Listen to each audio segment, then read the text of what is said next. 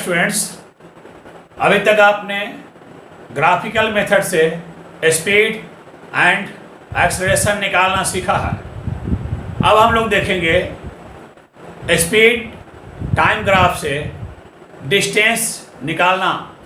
तो देखिए, अगर आपको पता है कि किसी भी मूविंग ऑब्जेक्ट का स्पीड कितना है और कितने टाइम तक वो ट्रैवल्स किया है, तब हम इजीली उसका डिस्टेंस निकाल लेते हैं। Distance is equal to velocity into time से। बट ग्राफ से आप कैसे निकालेंगे उस स्पीड को, तो हम ग्राफ से सीखेंगे डिस्टेंस निकालना।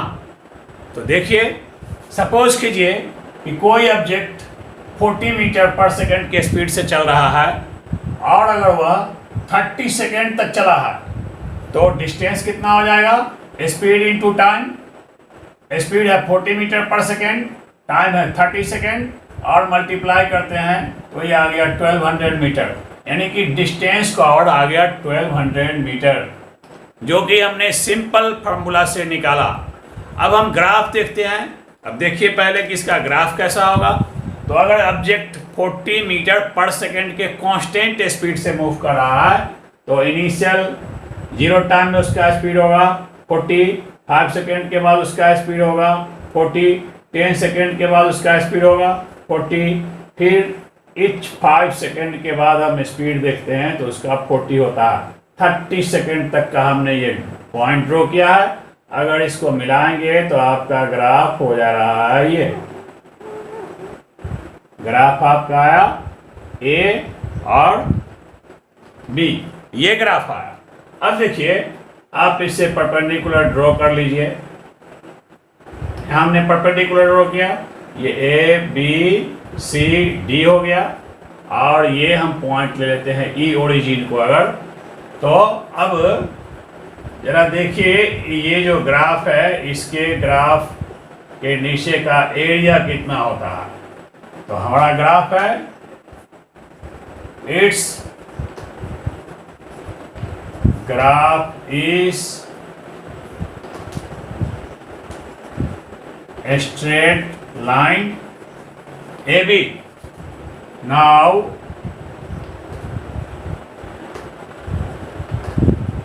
area under graph AB is equal to area rectangle ABCD. ABCD is equal to A into ED, और हमने देखा ए है 40 और ये लेंथ है 30 और ये भी आया 1200। तो हमारा आ गया एरिया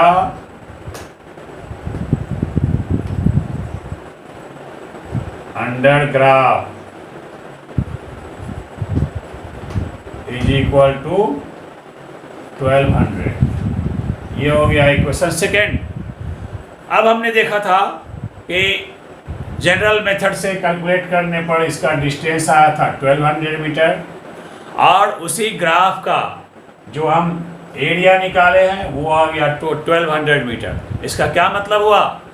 ये दोनों 1200 है, means distance is equal to area under graph.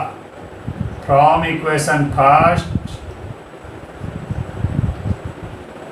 And second we find that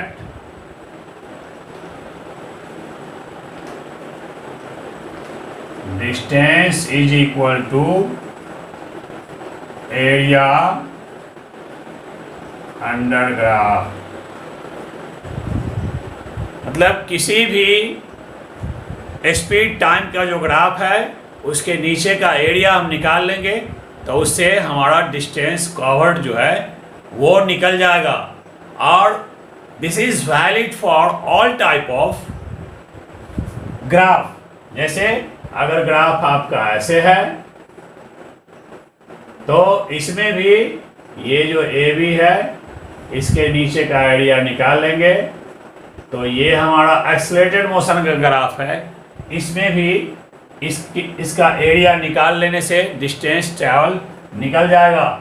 अगर ग्राफ आपका ऐसे डाउनवर्ड हुआ तो इस पूरा जो एरिया बनेगा यहाँ से ए बी और सी, ए बी और बी सी दोनों ग्राफ के नीचे का जो एरिया होगा उसी से हमारा डिस्टेंस निकल जाएगा। और ये किसी टाइप का हो सकता है ग्राफ, जैसे ये है आपका ग्राफ और यहाँ से ये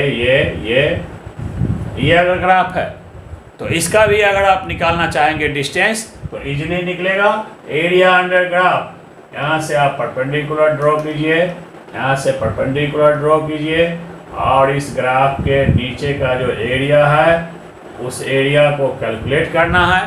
तो एरिया कैलकुलेट करने के लिए क्या करेंगे, इसे डिफरेंट शेप में हम लाएंगे। तो चलिए यहाँ से फिर परपेंडिकुलर ड्रॉ करेंगे, यहाँ से परपेंडिकुलर ड्रॉ करेंगे, यहाँ से भी परपेंडिकुलर ड्रॉ करेंगे और ये भी शेप हमारा जो है फार्मूला वाला नहीं है, इसलिए हम यहाँ से भी परपेंडिकुलर ड्रॉ करेंगे।